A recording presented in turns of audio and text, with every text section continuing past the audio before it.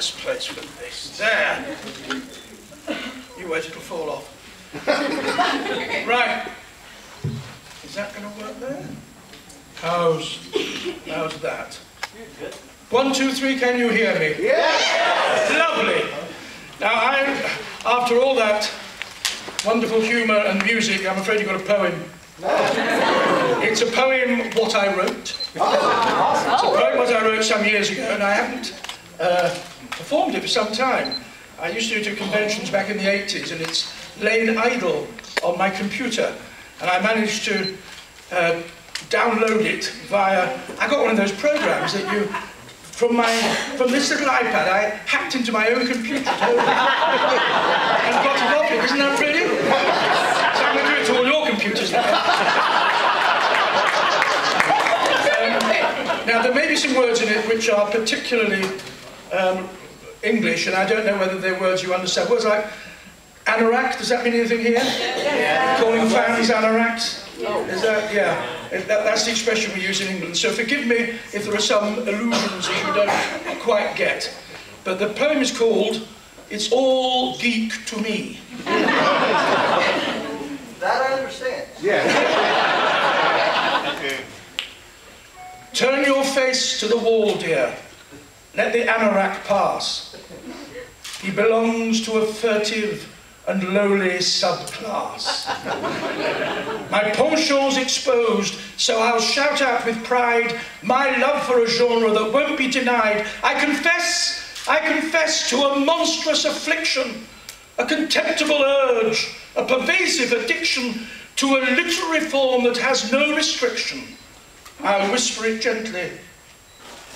It's called science fiction. I first gained a glimpse of worlds other than mine in a book from the library. I must have been 9. At a Lancashire school, I was under the cosh. I came from the south and they thought I was posh. Books were my friends, my quiet consolation, but one sparked a light to my imagination. A story of hope I've remembered forever. Into the Happy Glade by Alison Trevor. Its message was simple. It told of the meek inheriting the earth, although they were weak. Animals displaced by man's need to expand. The hedgehogs and squirrels and woodpeckers planned with all other species to leave their old wood and find a new haven for everyone's good. Their search for their glade was epic in scale, but I was entranced by their romantic tale.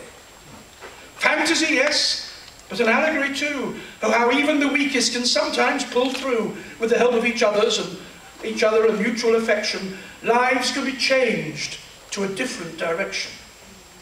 A story of hope, of worlds unlike ours, that kept me absorbed for hours and hours. There were other glades out there. I'd been given a hint and went off in search of new visions in print. First, Eagle's Dan Dare, clean-cut and heroic, and Digby, his Batman, a Wigan-born stoic. They battled the Mekong, a green William Hague, who commanded the Treens, an inimical plague of Venusians, xenophobic and militant. But our heroes provided a most British irritant in foiling their plans for Earth's subjugation, like Drummond and Biggles, the pride of the nation. Then the wireless on Mondays, round about 7, transported us weekly to a fantasy heaven, and my second page has vanished. Where's it gone? Ah, yes, 2 blank pages. Into space was the journey, and terrors eldritch threatened our heroes and life as we know it. The episode ended abruptly. Oh, blow it. 7 long days then of waiting to hear that voice from the moon that filled us with fear. I was still just a boy when the Kraken awoke. The Triffids entwined me. The chrysalids spoke of events cataclysmic and problems far worse than my pubescent struggles with Sophocles' verse. Temporal seeds, and those cuckoos in Midditch, and troublesome lichen, nemesis all, which made my ways considered, seem rather absurd, specky and lost in St. Bede's upper third. Avid and wide-eyed with wonder I read John Wyndham's first opus by torchlight in bed. A penguin edition in orange and white, acquired by my dad for his long-distance flight to Joburg. Its title, like Alice's cakes, said, "Read me, the Kraken awakes." Suffice it to say, in the fathomless deep, a Kraken's decidedly better asleep. His cannon consumed, I sat, sad and bereft. No further Wyndham opuses left. Consider this, John, a stern reprimand for failing to honour my teenage demand. An endless supply of fables fantastic. Action was needed, it had to be drastic. We all value most what we find for ourselves. I found my relief on the library's shelves. Mirabile dictu, my literal obsession for J.W.'s vision replaced by a freshen. Perilandra discovered, to think that I doubted. From that planet so silent, C.S. Lewis is outed. His Venus and Mars, ancient and mystic, harboured beings decidedly antagonistic. Then, onward to Wells. Untapped until then, H.G. was V.G., sci-fi's doyen.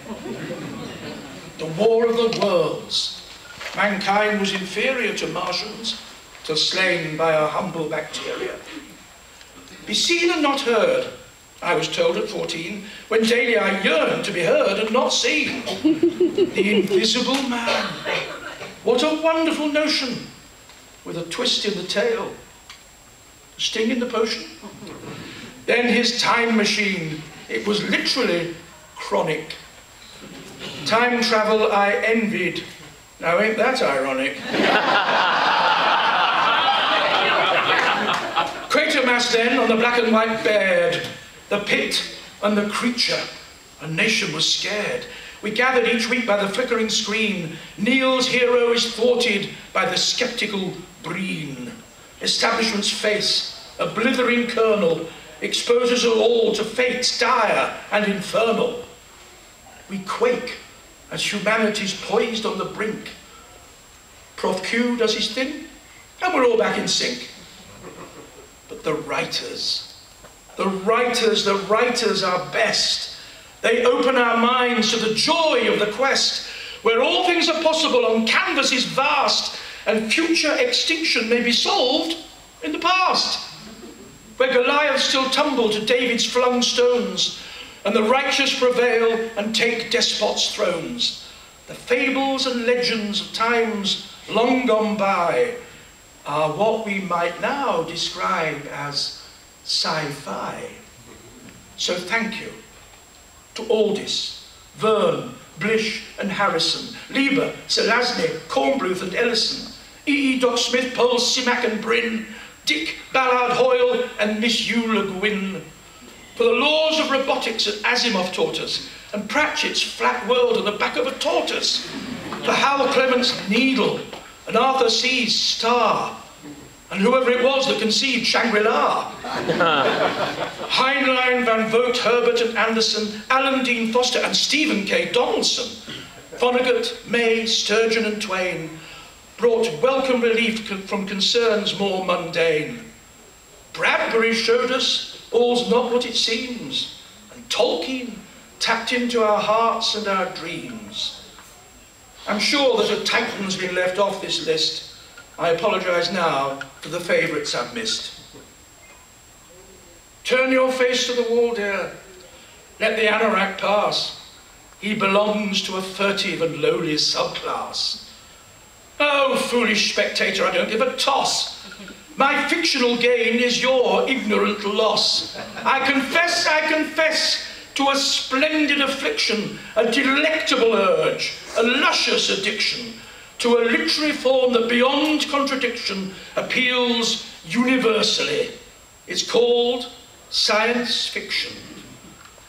Naming me anorak betrays only your fears of terror less firmer, of celestial spheres and parallel worlds where humanity may not rule the roost, may not hold sway over all that appears to be real now to us. Reality's a dimensional illusion. Discuss. Actuality comes in all shapes and sizes. Knowledgeable the man who hypothesizes. Thank you.